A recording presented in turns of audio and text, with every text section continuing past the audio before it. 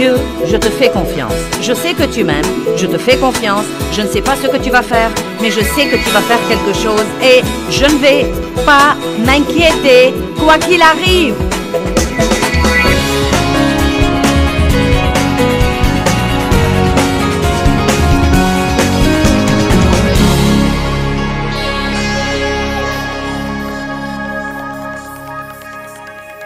Père, nous te rendons grâce pour la parole aujourd'hui et je prie que les vies des gens changent.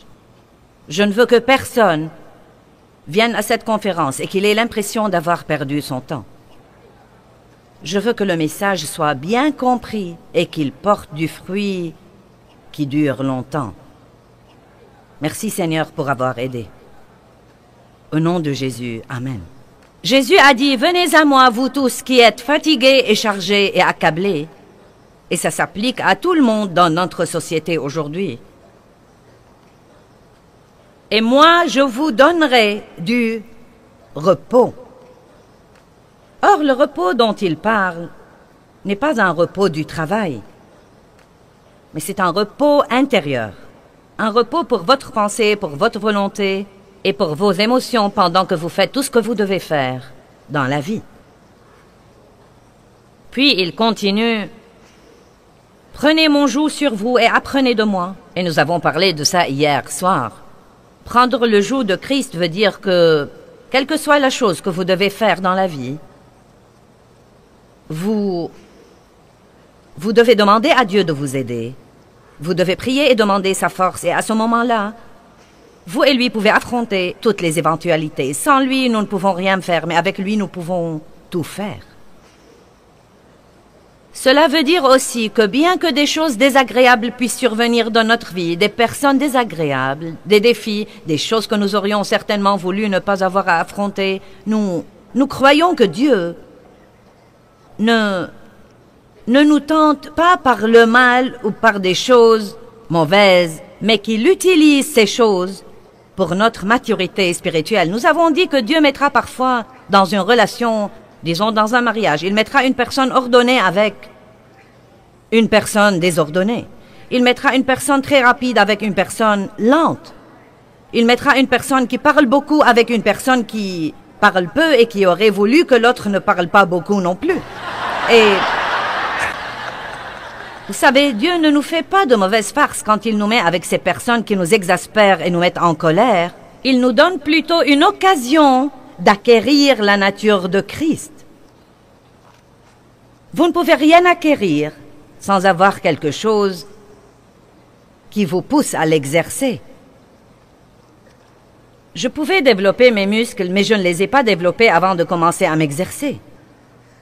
Nous avons la capacité de marcher dans le fruit de l'esprit. Quand vous recevez le Christ, une graine de tout ce dont vous avez besoin pour être à l'image de Christ est plantée en vous. Vous avez ce dont vous avez besoin pour être une personne pieuse. Mais ces choses ne se développeront jamais en vous si vous n'avez pas une raison qui vous pousse à les exercer et les exercer et les exercer et les exercer. J'ai une graine de patience en moi. Mais bien que je fusse régénérée, il y a très longtemps, j'étais extrêmement impatiente. Cela a probablement été un des plus grands défis dans ma vie. Mais avec les années, j'ai dû faire face à des choses où je n'y pouvais rien. Et j'ai dû supporter des situations dont je n'avais aucun moyen de me débarrasser. Et la patience s'est en fait de plus en plus développée en moi. Et la chose intéressante, c'est que plus je patientais, plus je me reposais. Plus nous arrêtons de stresser à cause des choses, plus nous avons du repos à l'intérieur de nous. Donc, il dit, prenez mon joug sur vous et apprenez de moi, car je suis doux, modeste et humble. Et une personne humble ne résiste pas à tout ce qui arrive dans sa vie. Résister à Dieu est la chose la plus inutile que nous puissions faire. Mais vous savez, une personne humble s'humilie sous la main puissante de Dieu, qui, quand le temps sera venu, pourrait vous exalter et vous élever. Une personne humble ne perd pas son temps à essayer de se délivrer. Elle sait que Dieu seul peut la délivrer. Une personne humble ne perd pas son temps à essayer de faire ce que Dieu seul peut faire. Et si vous prenez mon joug sur vous, dit-il, vous trouverez le repos, le soulagement, l'apaisement, le réconfort et la détente. À mon avis, c'est ça les vacances. Le repos, le soulagement, l'apaisement, le réconfort et la détente. Non pas pour votre corps physique, mais pour votre âme. Le point essentiel, c'est que nous pouvons faire tout ce que nous devons faire. Et pourtant, au-dedans de nous, dans notre pensée, notre volonté, dans nos émotions, dans nos âmes, nous pouvons littéralement être en vacances tout le temps. Nous pouvons faire semblant d'être à la plage, sous le soleil chaud. Nous nous amusons, nous nous éventons, nous sirotons un jus de coco ou vous savez, n'importe quoi d'autre. Et waouh, vous savez, si la brise fraîchit, nous avons une petite couverture là. Nous pouvons nous couvrir, donc je peux gérer ce ministère en vacances. Vous pouvez élever vos enfants en vacances. Vous pouvez gérer vos affaires en vacances.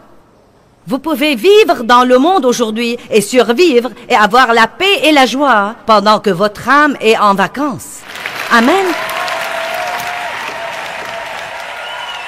Cela ne veut pas dire ne rien faire du tout. Cela veut dire en fait que vous pouvez faire davantage. C'est incroyable ce que nous pourrons faire si nous ne sommes pas stressés tout le temps, car ceci anéantit notre force et notre énergie. Aujourd'hui, mon message est intitulé « Rien n'est hors du contrôle de Dieu ». Mais je veux en réalité vous enseigner un petit mot de la Bible de 4 lettres que l'on trouve un peu partout dans la Bible. En fait, ce mot se répète 5675 fois suivant la traduction que vous utilisez. Et ce mot est un peu partout dans la Bible et il change complètement le contexte des versets. Et pourtant, je me risque à dire que la plupart d'entre nous n'y prêtent guère attention. Et ce petit mot dont nous allons parler aujourd'hui est « tout ». Maintenant, que veut dire tout? Eh bien, tout veut dire tout. Cela veut dire que rien n'est exclu. Il n'y a rien en dehors de tout.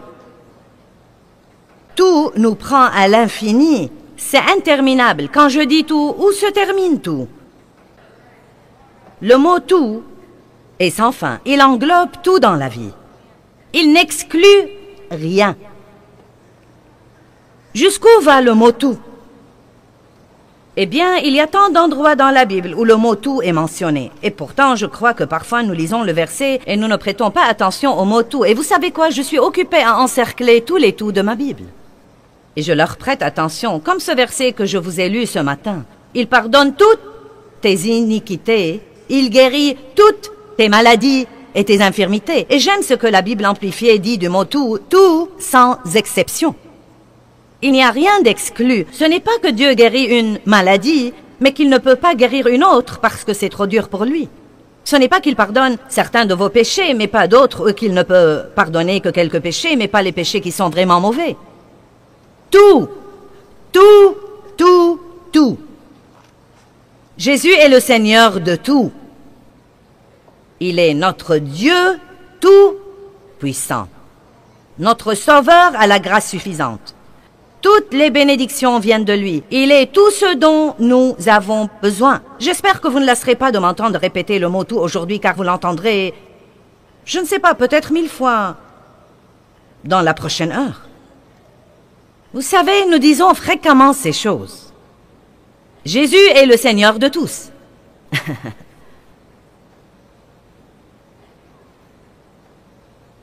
Il a tout pouvoir. Il pardonne tous mes péchés. Mais je me risque à dire que nous ne croyons vraiment pas ça. D'une manière ou d'une autre, nous ne comprenons pas que ça inclut tout. Le mot « tout » ne laisse rien hors du contrôle de Dieu. Par exemple, Jean 21, 17 dit « Seigneur, tu sais toutes choses. » Oh. Cela veut dire qu'il sait la mauvaise attitude que vous avez adoptée ce matin avant de venir ici. Cela veut dire qu'il sait comment vous avez agi hier soir en essayant de sortir du parking.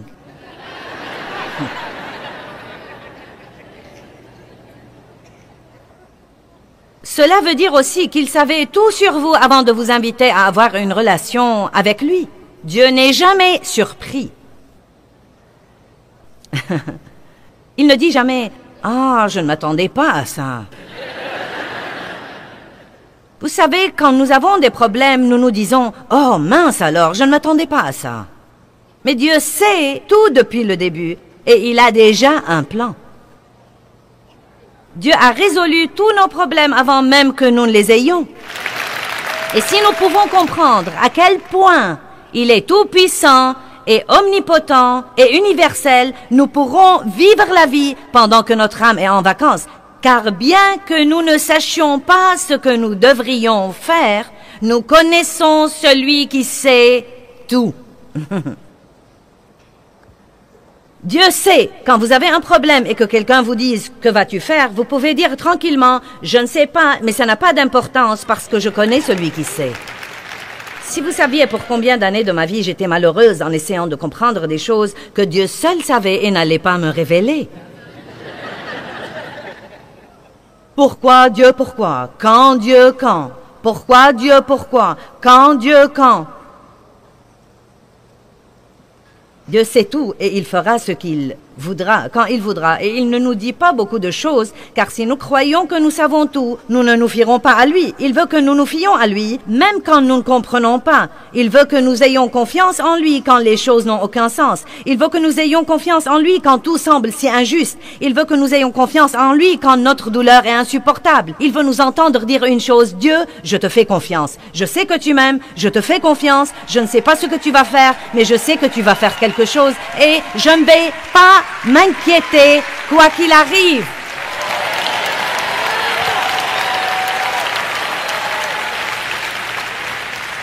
Je crois que je m'exposerai au soleil aujourd'hui et je parle ici du Fils de Dieu. Je vais rester dans la présence de Dieu et laisser le soleil de la justice se lever sur moi. Je veux exaspérer le diable et rester heureuse pendant qu'il fait de son mieux. Amen. Laissez-moi vous poser une question. Votre façon de vous y prendre avec vos problèmes les résout?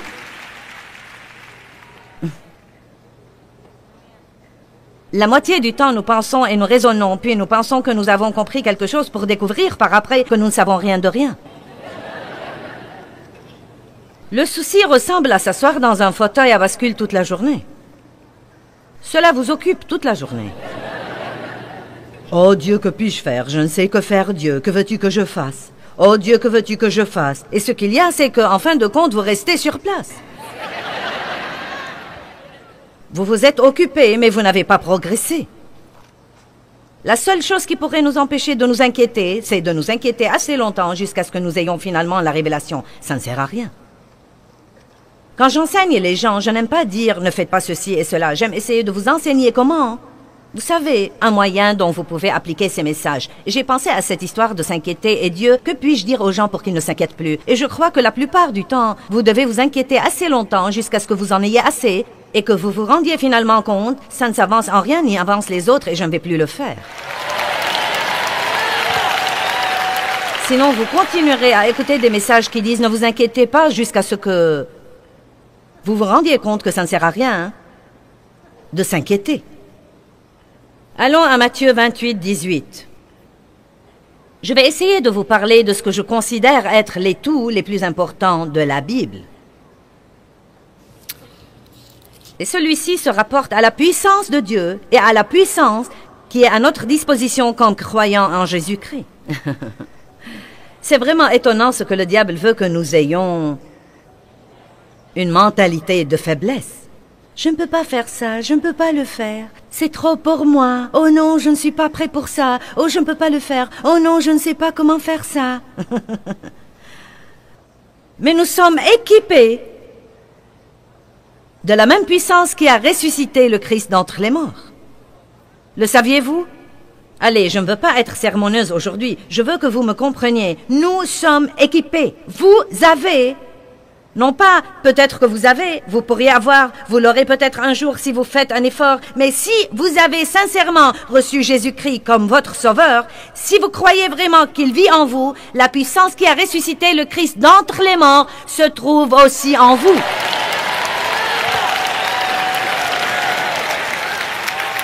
Oubliez donc les « je ne peux pas » et les « mais ». Eh bien, vous savez, eh bien, mais. Eh bien, mais je sais, mais. Eh bien, vous savez, je sais, mais. Eh bien, je ne peux pas, je ne peux pas, je ne peux pas. J'ai entendu une fille dire cette semaine, les miracles viennent avec les « je peux ». Je puis toutes choses par le Christ, qui me fortifie. Matthieu 28. Et Jésus, s'approchant, leur parla, disant, « Tout pouvoir, toute autorité, dans le ciel et sur la terre, m'ont été donnés. Allez donc et faites des disciples de toutes les nations, les baptisant au nom du Père et du Fils et du Saint-Esprit, leur enseignant à garder toutes les choses que je vous ai commandées. Et voici, je suis avec vous tous les jours, jusqu'à la fin du monde. » Dieu, je ne sens vraiment pas ta présence. J'ai prié ce matin et je n'ai pas senti que Dieu était quelque part, même pas dans le quartier. Eh bien, ne vous inquiétez pas de ce que vous ressentez. Arrêtez de laisser vos sentiments voter. Jésus est avec vous tout le temps. Il a dit, voici, je ne vous laisserai point et je ne vous abandonnerai point. Jésus a dit, je serai avec vous tous les jours de votre vie. Allez, ne spiritualisez pas trop ce verset. Quelle est la chose que vous sentez que Dieu vous demande de faire dans la vie? Êtes-vous dans un mariage difficile, mais vous sentez que Dieu vous demande de tenir bon? Avez-vous un enfant qui est sur le point de vous rendre folle, mais vous savez que vous devez rester avec lui et croire en lui et que Dieu va tout arranger? Avez-vous fait beaucoup d'erreurs dans le passé et des choses que vous n'auriez pas dû faire? Et maintenant vous avez beaucoup de dettes et vous avez dans votre vie beaucoup de désordre à arranger et vous sentez souvent que c'est trop accablant pour y toucher. Et vous essayez depuis 5 ans déjà et vous sentez que vous n'avez fait aucun progrès. Vous savez quoi? Quelle que soit la chose que vous devez faire, que ce soit gérer un ministère mondial, ou rouler dans le trafic, ou élever vos enfants, ou faire face à une situation difficile, ou des beaux-parents avec qui vous devez vous entendre, ou ne pas avoir un bon logis, tout pouvoir lui a été donné dans le ciel et sur la terre. Par conséquent, vous pouvez donc faire ce qu'il vous a demandé de faire. Vous n'êtes pas très content et je ne vais pas arrêter avant que nous soyez vraiment contents.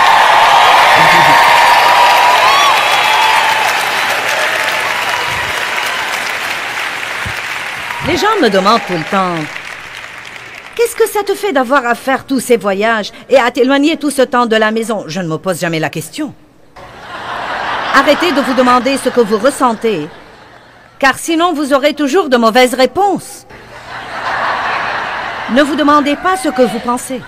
Faites simplement ce que vous savez dans votre esprit que Dieu veut que vous fassiez. Si Dieu vous a dit de rester dans une situation difficile et ne pas abandonner parce qu'il veut vous utiliser, ne restez pas là à ne rien faire et à vous demander ce que vous ressentez et à parler à tout le monde de ce que vous ressentez et à parler à tout le monde de ce que vous ressentez et à parler à tout le monde de ce que vous ressentez et à parler à tout le monde de ce que vous ressentez et à parler à tout le monde de ce que vous ressentez.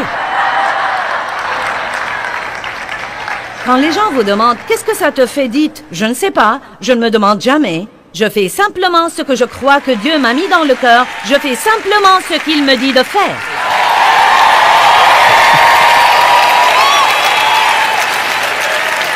Si votre âme est en vacances, elle n'a pas le droit de ressentir quoi que ce soit. Elle est trop exposée au soleil pour ressentir quoi que ce soit. Elle dit « Ne me dérangez pas, je suis en vacances. » Je ne sais pas ce que je ressens, mes sentiments sont en vacances. Ma pensée est au repos. Je ne résiste plus à Dieu, je ne me dispute plus avec lui. C'est le joug que je dois prendre. Tout pouvoir lui a été donné et il est en moi. Et je peux faire tout ce que je dois faire par Christ qui me fortifie. Que tout le monde dise tout. Bien, allez à Éphésiens 1, 19. Chaque fois que vous êtes tenté de dire « Eh bien, je ne crois pas que je peux faire ça »,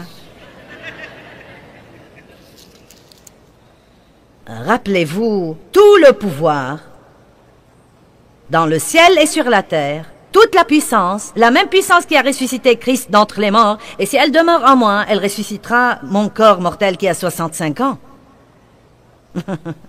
Allez, vous n'avez pas d'excuse pour ne rien faire. J'aurais voulu faire quelque chose pour Dieu, mais j'ai des enfants à élever. Ce qu'il y a, c'est que vous devez faire quelque chose. Vous devez faire quelque chose qui porte vraiment du bon fruit dans la vie de quelqu'un d'autre. Vous devez toujours aider les autres. Verset 19. Paul a prié pour l'Église, j'aime ça. Il dit, pour que vous sachiez et compreniez. Nous avons beaucoup de dons, mais nous ne savons pas que nous les avons. Si vous ne savez pas que vous les avez, vous ne pouvez pas les utiliser. Pour que vous sachiez et compreniez quelle est la grandeur infinie, illimitée, exceptionnelle de sa puissance en nous et pour nous qui croyons. Maintenant, si vous ne croyez pas que cette puissance est à votre disposition, elle ne sera pas libérée en vous.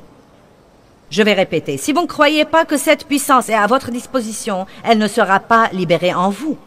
Tout ce que Dieu veut nous donner est libéré dans notre vie. Il a déjà été acheté et payé par le sang de Christ, mais il est libéré dans notre vie par la foi. Nous devons vraiment croire ce que dit la parole de Dieu. Et là encore, vous devez croire ce que dit Dieu plus que ce que disent vos sentiments, ce que dit votre pensée, ce que dit votre expérience et ce que disent vos amis. Verset 20. Qu'il a déployé en Christ, en le ressuscitant des morts et en le faisant asseoir à sa droite dans les lieux célestes, au-dessus de toute domination, de toute autorité, de toute puissance, de toute dignité et de tout nom qui se peut nommer, au-dessus de tout titre qui peut être conféré non seulement dans le siècle présent et le monde présent, mais encore dans le siècle et le monde à venir. Il a mis toutes choses sous ses pieds. Vous dites, eh bien, oui, mais c'est le Christ, c'est sous ses pieds. Eh bien, nous sommes son corps. Il est la tête et nous sommes son corps. Donc, si toutes choses sont sous ses pieds, elles sont sous nos pieds.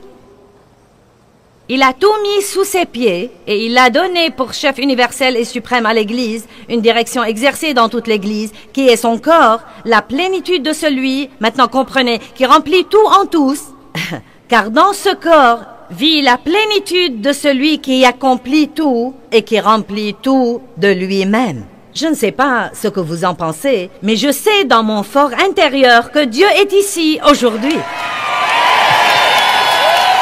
Et il n'y a nulle part où j'irai aujourd'hui où il ne sera pas là déjà. Et il n'y a nulle part où j'ai été où il n'a pas déjà été. Et il n'y a rien que je puisse faire ou penser ou dire qu'il ne sait pas déjà. Il n'est jamais surpris. Il sait tout. Il peut tout faire. Il est avec moi tout le temps. Il a tout le pouvoir, toute la connaissance.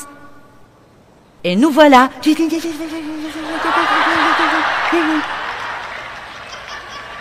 Allez, débarrassez-vous des foutaises. Ouh! Il est temps d'adopter une nouvelle attitude et de savoir qui nous sommes en Christ. Il sait toutes choses, il voit toutes choses, il entend toutes choses. Il a tout le pouvoir. Bon, c'est le premier tout dont nous voulons parler. Il a tout le pouvoir et il vit en moi, donc je peux faire tout ce que je dois faire.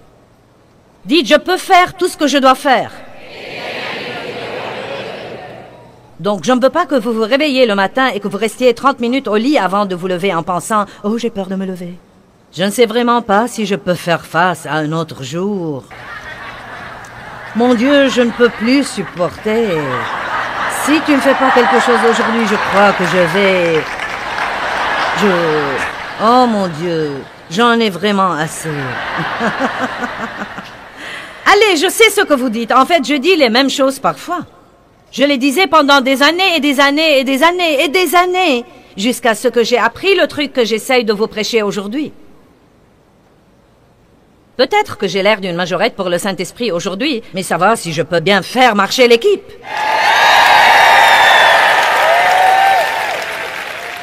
Maintenant, combien de nos péchés nous a-t-il pardonnés? J'aime ça. Ésaïe 38, 17 dit... Écoutez bien, tu as jeté tous mes péchés derrière ton dos. Maintenant, j'aime ça parce qu'il ne dit pas qu'il les a mis de côté au cas où il aimerait les vérifier. Il n'a pas pris mes péchés pour les mettre dans cette boîte au cas où il aurait besoin de quelque chose pour me donner un coup sur la tête plus tard. Pourquoi est-ce que la Bible dit qu'il les a jetés? Il les a jetés derrière son dos. Parce que Dieu ne s'arrête jamais et ne revient pas en arrière pour regarder quelque chose du passé, oubliant ce qui est en arrière et se portant vers ce qui est en avant. Il n'a pas couvert nos péchés, il les a ôtés. Et à quel point les a-t-il éloignés? Autant l'Orient est éloigné de l'Occident. Et quoi? Il ne s'en souvient plus. Il ne s'en souvient plus.